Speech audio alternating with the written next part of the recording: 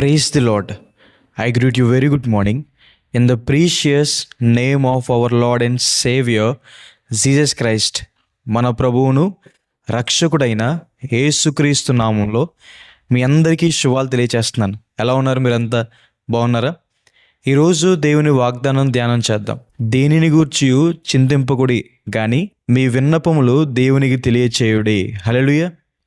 చింత, వరీనెస్ అనేది మనందరి జీవితంలో ఉంటుంది. అప్పుల బాధలు బట్టో, అనారోగ్యాలు బట్టో, మ్యారేజ్ విషయంలోనో, గర్భఫలం విషయంలోనో, హౌస్ విషయంలోనో, ఏదో ఒక విషయంలో మనం వరి అవుతూనే ఉంటాం.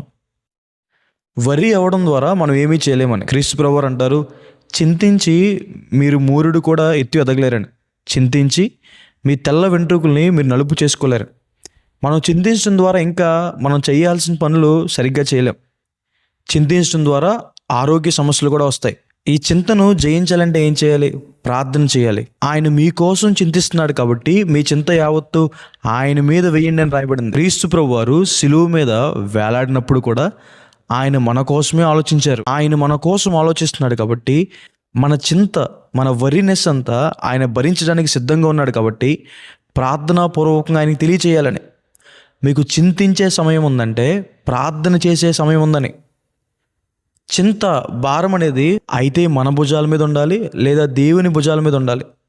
మన భుజాల మీద ఉంటే కృంగిపోతాం, కానీ దేవునికి తెలియచేస్తే దేవుడు మనకన్నిటిని తుడిస్తాడు. ఆ కష్టం నుండి, శ్రమ నుండి బయట తీసుకొస్తాడు. దేవుడు సహాయం చేస్తాడు.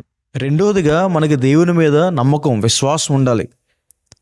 షడ్రక్, మేషక్, అబేద్నెగోను తీసుకువెళ్ళి వేడిమగల అగ్నిగుండంలో వేసేస్తానంటే వారు మాకు చింత లేదంటారు.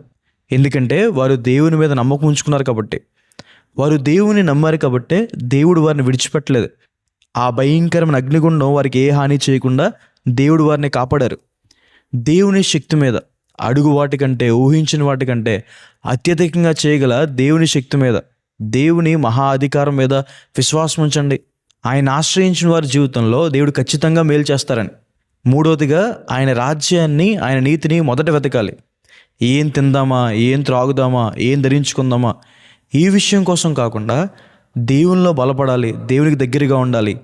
ఆ విషయాలు మనం ఆలోచిస్తే మనకు కావలసినవన్నీ దేవుడే అనుగ్రహిస్తారని. ఏలియా గారికి కాకుల ద్వారా ఆహారం పంపించిన దేవుడు. సారేపాతు విధవరాల దగ్గర ఉన్న కొంచెం పిండిని ఆశీర్వదించిన దేవుడు. ఇశ్రాయేలు ప్రజలకి మన్నాను కురిపించిన దేవుడు. 5 రొట్టెలు 2 చేపలు ఆశీర్వదించిన దేవుడు మన ప్రతి అవసరాన్ని కూడా తీరుస్తాడు. మనం మొదట దేవునిలో బలపడాలి, దేవునికి దగ్గరగా ఉండాలి. కాబట్టి చింతించడం మానేయండి, ప్రార్థన చేయండి, దేవుని మీద విశ్వాసం ఉంచండి, దేవునిలో బలపడండి. దేవుడు మీ జీవితంలో గొప్ప కార్యాలు చేస్తాడు. హల్లెలూయా. ప్రార్థన చేసుకుందాం. సర్వశక్తిమంతుడా, జీవంగల దేవైసా, ప్రభువా మీకు వేలాది వేలాది వందనాలేసా.